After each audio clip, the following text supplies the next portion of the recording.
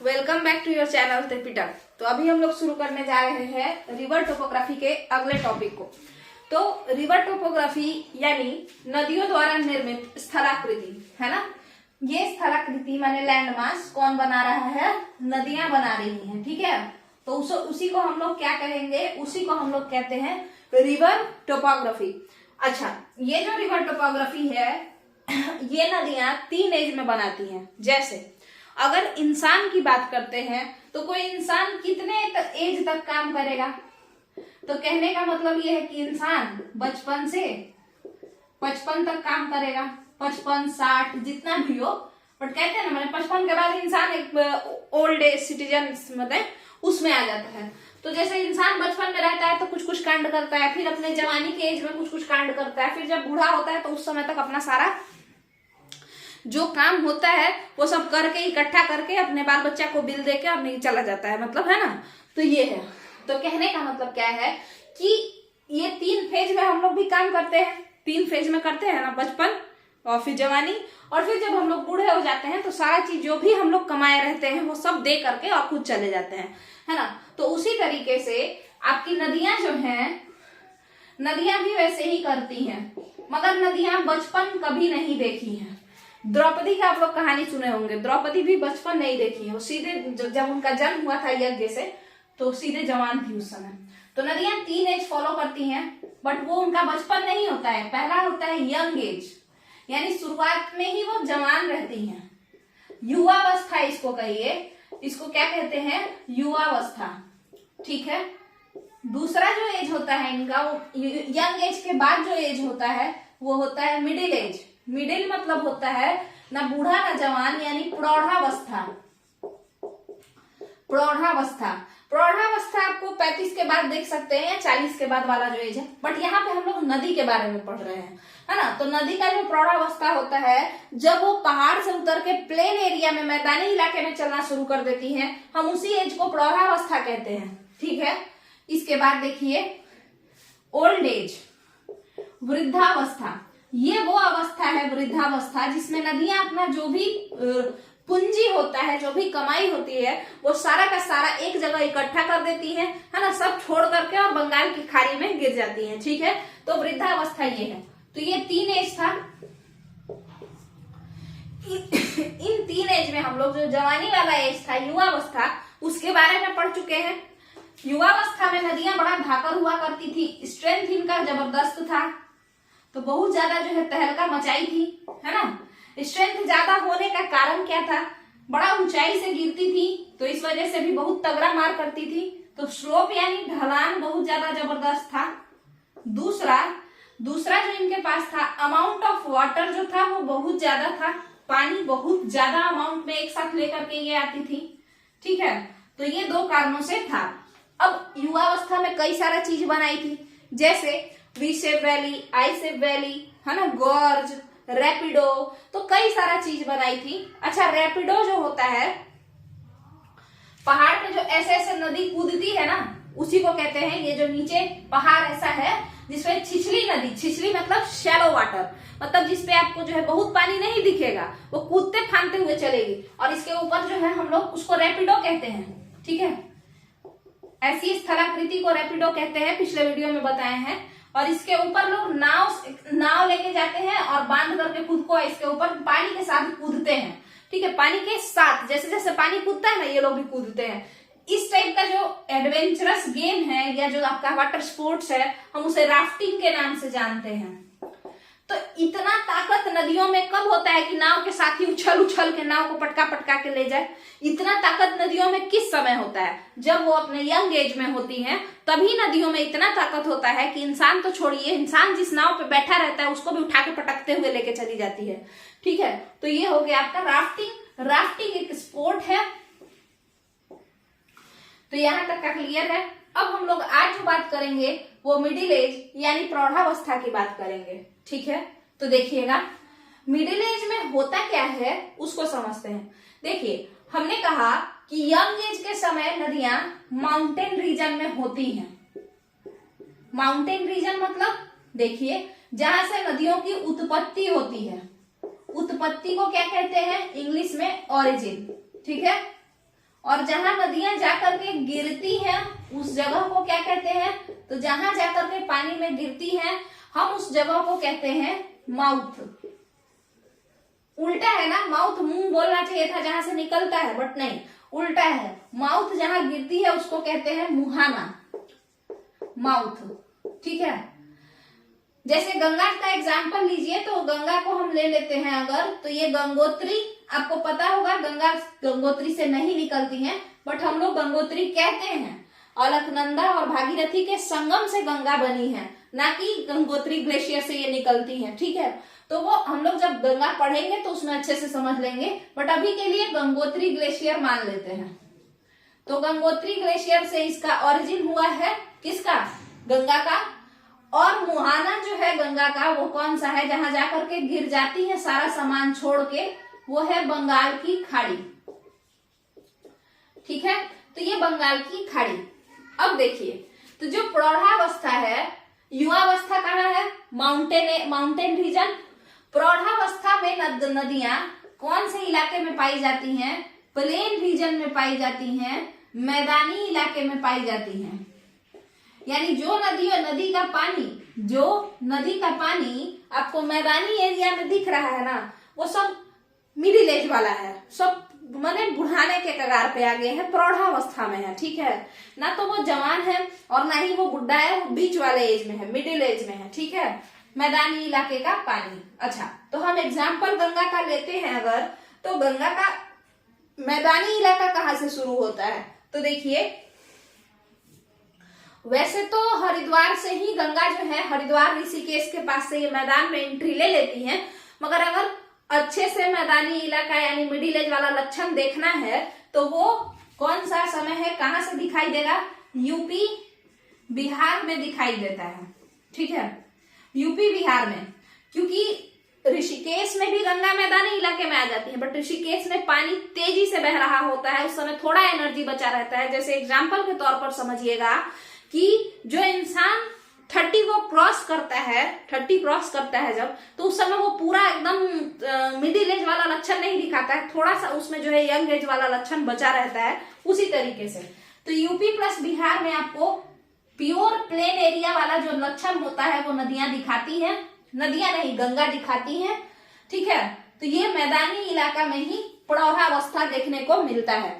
तो जो भी स्थलाकृति या जो भी नदियों का बनावट आपको मैदानी इलाका में देखने को मिलता है ना, वो सब के सब मिडिल एज का रिवर टोपोग्राफी है। वो सब के सब किस एज का रिवर टोपोग्राफी है? मिडिल एज का। और नदियों द्वारा बनाई गई जो भी आकृति आपको माउंटेन एरिया में देखने को मिलता है ना, वो सब का सब यंग एज का रिवर टोपोग्राफी है। माने अपने जवानी के दिनों में जो नदियां बनाई थी स्थलाकृति, वो सब है। ठीक है, तो ये आपका यहाँ पे है। अब फिर ओल्ड एज का अगर हमको टोपोग्राफी देखना है कि नदियां जब बुढ़ी हो गई तो अपने बुढ़ारी के दिनों में क्या बनाई, अगर ये देखना है तो कहाँ जा करके देखे भाई? तो वेस्ट बंगाल चले जाइए। कहाँ चले जाइए? वेस्ट बंगाल चले जाइए।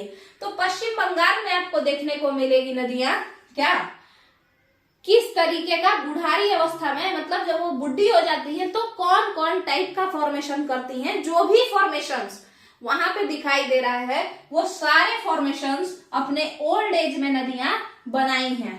ठीक है, क्लियर है। और आपको अगर गंगा का जवानी का दिन देखना है तो आप कहाँ चले जाइए? उत्तराखंड चले जाइए, है ना। उत्तराखंड से ही ना गंगा निकलती है, हिमाचल प्रदेश ये सब में नहीं, उत्तराखंड फिर उत्तर प्रदेश, ऐसे करते हुए गंगा पश्चिम बंगाल तक चली जाती है। हालांकि बांग्लादेश भी जाती है, बट नाम चेंज हो जाता है। ठीक है, तो ये आपका 3 एज था। तो आज जिस एज में जो स्थलाकृति हमको पढ़ना है, वो स्थलाकृति हमको यूपी साइड में दिखाई दे सकता है, बिहार साइड में दिखाई दे सकता है। क्यों? क्योंकि हम मिडिल एज के स्थलाकृति को पढ़ने जा रहे हैं, और मिडिल एज में जो भी चीज वो बनाई हैं वो मैदानी इलाका में ही बनाएंगी, क्योंकि नदियां प्रौढ़ावस्था में कहाँ आती हैं? जब वो प्लेन एरिया में आ जाती हैं तो उनका उम्र प्रौढ़ावस्था कहलाता है। ठीक है, तो देखते हैं कि प्लेन एरिया में आखिर नदियां क्या क्या बनाती हैं। ठीक है, तो इसको हम लोग मिटाते हैं एक बार। अगर आप लोग को वीडियो समझ में आता हो तो वीडियो को क्या करना है, लाइक करना है और चैनल को सब्सक्राइब करना है। और सबसे इम्पोर्टेंट, जो चीज नहीं पसंद हो तो उस पर जरूर कमेंट कर देना है कि इसको किस तरीके से आगे पढ़ाना है। तो हम लोग मिडिल एज यानी प्लेन एरिया में क्या क्या बनेगा वो देखने जा रहे हैं। ऐसी चीजों को देखने के लिए आपको क्या करना पड़ेगा, तो आपको यूपी और बिहार क्षेत्र में देखना होगा। प्लेन एरिया के द्वारा मिडिल एज में नदियों के द्वारा बनाए गए कोई भी आकृति, मिडिल एज में नदियों के द्वारा बनाई गई किसी भी आकृति को देखना है तो आपको यूपी जाना है, बिहार जाना है। इसी क्षेत्र में आपको गंगा का द्वारा जो मैदानी इलाका में जो भी वो बनाई है वो सब उसका प्रौढ़ावस्था वाले एज में ही बनाई है। तो शुरू करें, देखिएगा। सबसे पहले नदियां जब मैदानी इलाकों में उतरती हैं तो वो क्या करती हैं, देखिए, जब वो अपने यंग एज को क्रॉस करके नया नया एकदम मिडिल एज में पहुंचती है ना, नया माने अभी के अभी उतरे हैं। कहां से उतरे हैं? पहाड़ से। तो वो तराई का फॉर्मेशन करती हैं।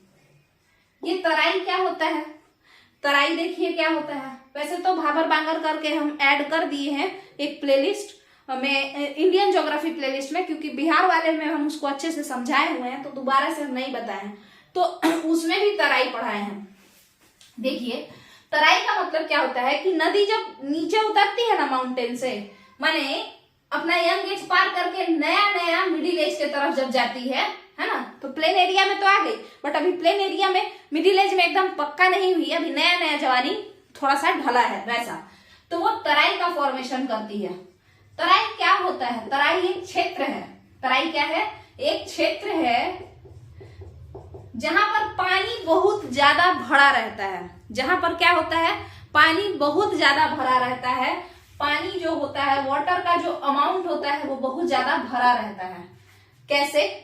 क्योंकि देखिए, नदियां ऊपर से जब आती हैं तो बहुत सारा पानी ढलान होने के कारण एक ही साथ लुढ़क जाती है, मगर जब वो नीचे आती हैं तो यहाँ पे तो प्लेन एरिया है, ये सब तो प्लेन एरिया है, तो सारा का सारा पानी यहीं पर आकर के इकट्ठा होने लगती है, और जिस कारण से इस रीजन में जल्दी देखिए, जब कोई ढलान से नीचे गिरेगा तब तो वो धम से नीचे गिर जाएगा, मगर जब प्लेन एरिया पर समतल सतह पर किसी को ढकेलना होगा तो क्या एक साथ सरसराते हुए सब जाएगा? नहीं जाएगा। तो इसलिए पानी यहाँ से गिरने में तो बहुत ही कम समय लेता है, तुरंत गिर के आराम से बैठ जाता है यहाँ पे इस नीचे वाले रीजन में, माउंटेन से नीचे वाले रीजन में, मगर यहाँ पे आकर के सारा पानी इकट्ठा हो जाता है ना, और फिर यहाँ से धीरे करके निकलना शुरू करता है। यहाँ से कैसे निकलना शुरू करता है? रास्ता बना के धीरे करके निकलना शुरू करता है, और जिस कारण से ये जो क्षेत्र है जो कि पहाड़ का नीचे, पहाड़ के जस्ट नीचे, तुरंत नीचे जो उतरते हैं, तो ये जो क्षेत्र है यहाँ पूरा पानी से लबालब भर जाता है। ठीक है, और ये रीजन क्या है? ये भी प्लेन एरिया है, यहाँ पे ढलान ऐसा कूद के नहीं है, ठीक है, स्लोप नहीं है। तो इस वजह से ये तराई कहलाता है ये क्षेत्र, और ये पूरा क्षेत्र में पानी पूरा भर गया है। और उसके बाद बताइए, इस क्षेत्र में क्या पानी ज्यादा होगा तो क्या यहाँ पे खेती पॉसिबल है? पानी बहुत ज्यादा यहाँ पे रहता है, कीचड़ अवस्था हो जाता है यहाँ पे एकदम, तो खेती पॉसिबल है क्या? तो देखिए, खेती यहाँ पे किस टाइप का होता है? जो पानी से रिलेटेड खेती होता है ना, जैसे पानी फल सिंघाड़ा, इसके अलावा मखाना, ठीक है, मखाना बिहार में सबसे ज्यादा होता है, मिथिला क्षेत्र में, ठीक है, तो मखाना व्हाइट कलर का ये होता है, एक ड्राई फ्रूट टाइप का, तो ये हो गया आपका, ये सब चीज इस क्षेत्र में तराई रीजन में होता है। तो नदियां जब अपने यंग एज से तुरंत मिडिल एज में घुसती हैं, जैसे कोई इंसान अपने 35 का पार करे या 32 पार करे, 32 से 33 का हो जाए, तो अभी नया वो मिडिल एज की तरफ जा रहा है, अभी उसमें एनर्जी बाकी है, मगर वही जब 45 तक पहुंच जाता है तो मिडिल एज के बीच में रहता है, अब वो सुस्त जैसा हरकत करेगा, क्योंकि अब बुढ़ापे के नजदीक आ गया है, वो जवानी से दूर बुढ़ापे के नजदीक आ गया है। ठीक है, तो ये जवानी से नजदीक है, बस नया जो है प्रौढ़ावस्था में जब जाती है तो तराई का फॉर्मेशन करती है, तराई क्षेत्र का फॉर्मेशन करती है। ठीक है, इसी पे एक हिस्ट्री में आपको पता होगा कि जो मौर्य पीपल थे, है ना, पिपलीवन में रहते थे, चंद्रगुप्त मौर्य के खानदान के, वो इसी क्षेत्र में रहते थे, नेपाल के तराई क्षेत्र में रहते थे। ठीक है, तो यहां तक का क्लियर है। पहला जो फॉर्मेशन है वो तराई फॉर्मेशन है मिडिल एज का। ठीक है, अब चलते हैं हम लोग, यहाँ पे पानी बहुत ज्यादा देखने को मिलेगा। ठीक है, अब हम लोग चलते हैं आगे की तरफ और देखते हैं कि फिर क्या होगा जब यहां से नदी का पानी निकलना शुरू होता है। देखिए, जब यहां से नदी का पानी यहीं से जब निकलना शुरू होता है तो फिर ये इस तरीके से चलने लगता है। वहां तो एक जगह इकट्ठा हो गया, यहाँ इस तरीके से चलेगा। ये जो फॉर्मेशन है, ये जो आकृति है, लग रहा है जैसे कोई वेव चल रहा है ना, धारा ऐसे ऐसे करके चल रही है, वेवी स्ट्रक्चर जो ऐसे ऐसे क्रिएट कर रहा है। आपको ऐसा नहीं लग रहा है कि ये कोई सांप चल रहा हो, है ना? तो ये जो सांप का जो आकृति है, ये गड्ढा जिसमें पानी ऐसे ऐसे करके चल रहा है लहरते हुए, हम इसी आकृति को, हम इसी शेप को एस, देखिए हम हिंदी में इसे क्या कहते हैं, विसर्प कहते हैं, स्नेक, है ना? क्यों? क्योंकि ये जो है ऐसे ऐसे ऐसे ऐसे चल रही है, लग रहा है जैसे सांप चल रहा हो, तो इसीलिए हम इसे विसर्प कहते हैं। और बताइए, ये नदी और कैसी दिख रही है? क्या अंग्रेजी के एस अक्षर जैसी दिख रही है? क्या ये आकृति अंग्रेजी के एस के समान दिख रहा है? तो हम इसे कहते हैं एस शेप वैली, यानी एस आकार की घाटी। अब इसका नाम हम घाटी क्यों रखे हैं? क्या यहाँ भी गड्ढा है क्या? घाटी का मतलब ही होता है गड्ढा। तो आप खुद बताइएगा, अगर गड्ढा नहीं होगा तो क्या पानी चलेगी क्या? पानी, अगर मान के चलिए कि आपको पानी पीना है, तो आप इस तरीके से हाथ लेकर के गए और ऐसे जो है बेसिन के सामने छान दिए, क्या इसमें कभी भी पानी आएगा? नहीं आएगा। पानी को अपने अंदर कंट्रोल करने के लिए आपको अपने हाथ को इस तरीके से बनाना पड़ेगा, यहाँ पे गड्ढा देना पड़ेगा। तो उसी तरीके से अगर हम प्लेन एरिया में गंगा जी को बहते हुए देखते हैं, तो क्या गंगा का जो हम लोग उसमें पानी में घुसते हैं तो पैर पानी तक, मतलब घुटना से ऊपर तक पानी आ जाता है। इसका मतलब है कि वो पानी एक गड्ढे में पूरा अच्छे से सरिया करके रखा हुआ है और वो बह रही है ना? तो इसका मतलब क्या है कि वो भी घाटी है, मतलब ऊपर के मैदान से निचला हिस्सा है, वो अंदर धंसा हुआ है थोड़ा। ठीक है, और कोई भी चीज, कोई भी क्षेत्र जो अगल बगल के एरिया से थोड़ा नीचे धंसा रहता है, हम उसे घाटी कह सकते हैं, चाहे वो माउंटेन रीजन में हो, चाहे वो मैदानी इलाका में हो।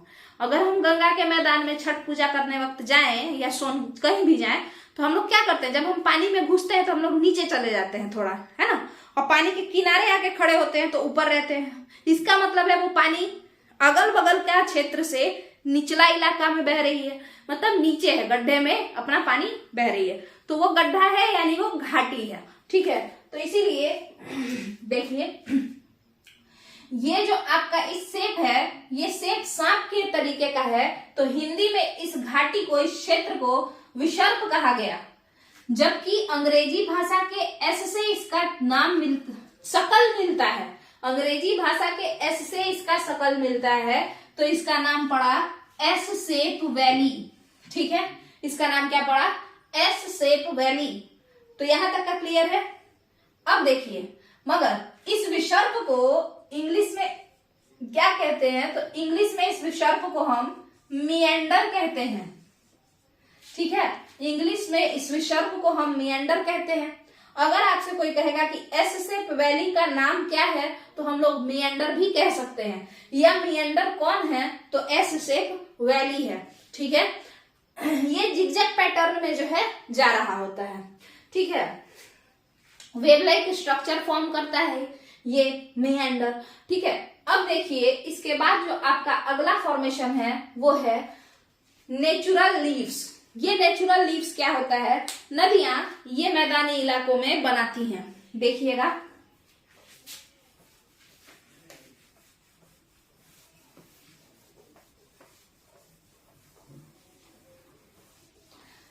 ऐसा नहीं है कि नेचुरल लीव्स केवल और केवल मैदानी इलाकों में ही बनाया जाता है। नेचुरल लीव्स का मतलब होता है प्राकृतिक कगार। नेचुरल लीव्स का मतलब क्या होता है? प्राकृतिक कगार। ठीक है, तो देखते हैं यहाँ पे प्राकृतिक कगार के बारे में।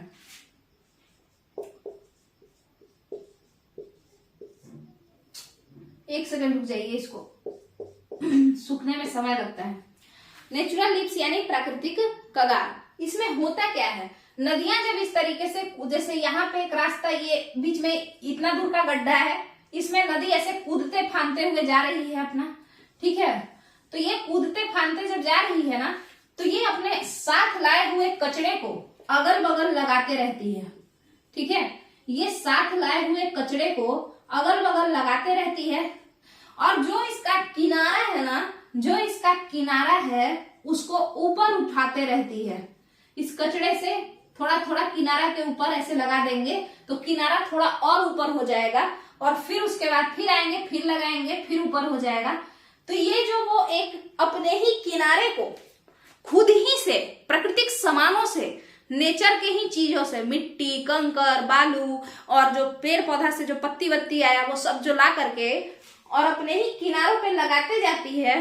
तो ये जो किनारा जो वो ऊपर बना रही है, बांध जैसा बना रही है, खुद ही को रोकने के लिए, खुद ही को एक बाउंड्री में बांधने के लिए, खुद ही को एक बाउंड्री में बांधने के लिए जो नदियां अगल बगल कगार पे, किनारा पे, है ना, किनारा पे एक बाउंड्री बनाते जा रही है खुद से। प्राकृतिक कगार इसको कहते हैं, यानी नदी खुद से नेचुरल सामान से यहाँ पे कचरा इकट्ठा कर करके किनारा बनाते जा रही है और उस किनारा को ऊंचा करते जा रही है। तो आपको नहीं लग रहा है क्या कि ये प्राकृतिक बांध है? बांध क्या होता है? जो पानी को रोके इधर उधर जाने से। तो ये नदी के पानी को इधर जाने से और इधर जाने से रोक रहा है। तो इसी प्राकृतिक बांध को ही नेचुरल एम्बैंकमेंट, देखिए दो तरीके का बांध होता है। एक होता है नेचुरल एम्बैंकमेंट, कगार, किनारा, बांध बनाया जाता है। एम्बैंकमेंट मतलब पानी को रोकने के लिए बांध जैसा अगल बगल बना दिया जाता है।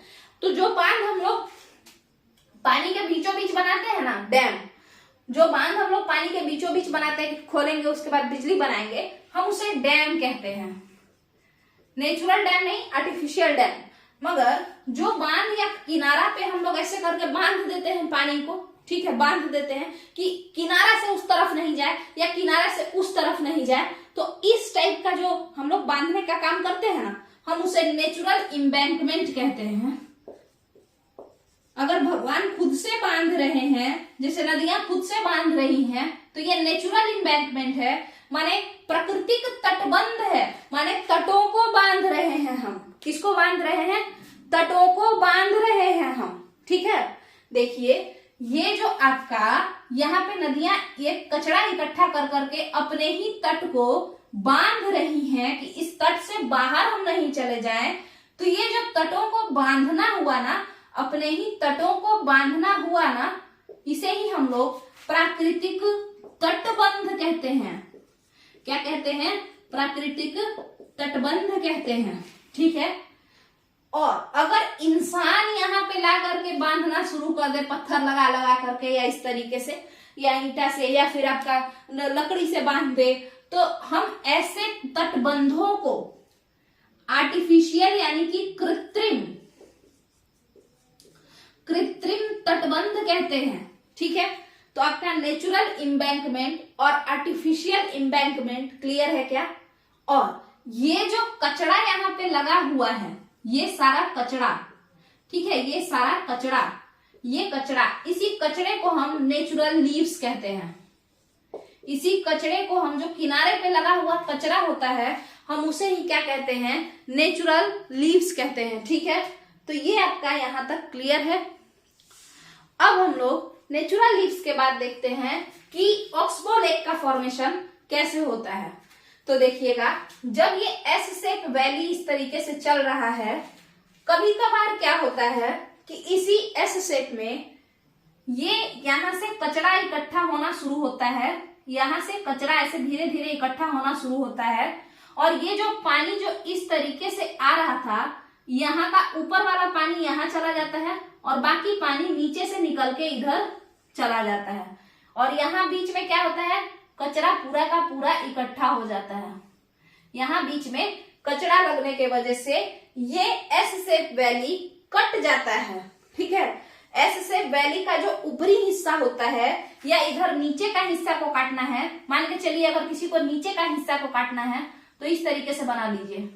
अब ये पानी क्या करेगा, ऊपर से गुजर जाएगा और यहाँ तक का जो क्षेत्र है ये कट जाएगा, पीछे छूट जाएगा और ये जो वैली एस शेप से जो कट गया है, एस शेप से जो कट गया है तो ये क्या हो गया, एक छोटा सा तालाब जैसा बन गया। ये इतना दूर का पानी जिसके बीच में कचरा रह गया, ये अब नदी के पानी से कट गया और इससे एक छोटा सा तालाब बन गया। और यही तालाब बहुत छोटा होता है तो तालाब कहलाता है, बट वही अगर थोड़ा बड़ा होता है तो झील कहते हैं। तो इसीलिए इसको हम नाम देते हैं ऑक्सबो लेक, झील। मगर ये झील का नाम ऑक्सबो क्यों है? ऑक्सबो का मतलब होता है, ऑक्सबो का मतलब होता है कि गाय का खूर, खूर मतलब पैर का जो वो होता है ना, उसी के जैसा, पैर के नाखून का जो ऐसा होता है ना, ऐसे करके, हाँ उसी के जैसा इसका शेप हो जाता है।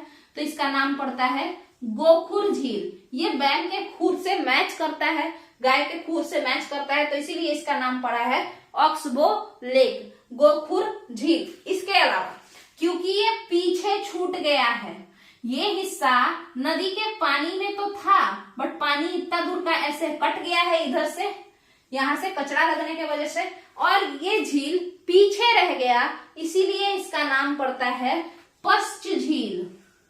कैसा झील? पश्च झील। अच्छा, हम जैसा कि कहें कि जो भी प्रौढ़ावस्था में नदियां समान बनाती हैं, स्थलाकृति बनाती हैं, वो सब प्लेन एरिया में बनाती हैं। तो आप बताइए जो नदियां ऑक्सबो लेक बनाती होंगी वो कौन एरिया में बनाती होंगी? प्लेन एरिया में बनाती होंगी। इसीलिए एशिया का जो सबसे बड़ा ऑक्सबो लेक है, एशिया का सबसे बड़ा जो ऑक्सबो लेक है वो कहाँ है? वो मैदानी इलाका में है। मैदानी इलाका के किस क्षेत्र में है? तो यूपी और बिहार में है ना। गंगा का मैदानी इलाका कहाँ है? मेन वो है यूपी बिहार में। इसी यूपी बिहार में गंगा अपने मिडिल एज में रहती है, तो वहां पे वो एक ऑक्सबो लेक बनाती है। नाम पड़ता है उसका कांवर झील। कांवर झील कहाँ है? बेगूसराय में है। बेगूसराय क्या है? तो एक डिस्ट्रिक्ट है जो कि बिहार का है। ठीक है, ये ऑक्सबो लेक, ये गोखुर झील, ये पश्च झील पूरे एशिया में सबसे बड़ा है। जो किसके द्वारा बनाया गया है? तो गंगा के द्वारा बनाया गया है। कहाँ पे? अपने प्लेन एरिया में, अपने मिडिल एज में, बेगूसराय ऑफ बिहार में। ठीक है, कांवर ताल लेक के नाम से इसको हम लोग जानते हैं। चलिए, यहां तक का क्लियर है ऑक्सबो लेक और ये सब। जब ये क्लियर है तो फिर आपका यहाँ पे मिडिल एज खत्म होता है। इसके बाद बहुत ही छोटा टॉपिक बचा है रिवर टोपोग्राफी से, और वो है ओल्ड एज। ओल्ड एज के कराते ही हम लोग सबसे पहले टूट पड़ेंगे इंडस पे, इंडस रिवर सिस्टम पे टूट पड़ेंगे, और उसमें पूरा सिंधु जो दोआब है, सिंध सागर दोआब, चेज दोआब जो भी है, वहां से शुरू करेंगे और इसको खत्म करेंगे। पूरा का पूरा इंडस का जितना भी ट्रिब्यूटरी इंपॉर्टेंट होगा वो सारा पीसीएस लेवल तक का। और आप लोग को पता होगा कि ये जो पीसीएस, जो भी पीसीएस का एग्जाम है, बीपीएससी हो या जो भी हो, सारा का सारा अपना स्टैंडर्ड बढ़ाने लगा है। यूपी पीसीएस पहले से ही हार्ड था, बीपीएससी पिछले 2 साल से गजब का चेंज किया है, कुछ भी पूछ दे रहा है, लग रहा है जैसे यूपीएससी का एग्जाम देने जा रहे हैं। तो हम लोग को जो भी पढ़ना होगा डीप में पढ़ना होगा। तो किस किस लेवल तक का? पीसीएस लेवल में अब डीप में ही आएगा, क्योंकि पहले बीपीएससी आसान पूछता था, लूसेंट से ही पूछता था, अब ऐसा बिल्कुल भी क्वेश्चन नहीं पूछता है, डीप जाता है। तो अगर कोई भी इस चैनल से अगर आप जुड़े हैं पीसीएस के लिए, तो आपको अच्छे से पढ़ना होगा, कोरिलेट करके पढ़ना होगा। हिस्ट्री का भी वीडियो हम बना करके डाल देंगे। चलिए, थैंक यू।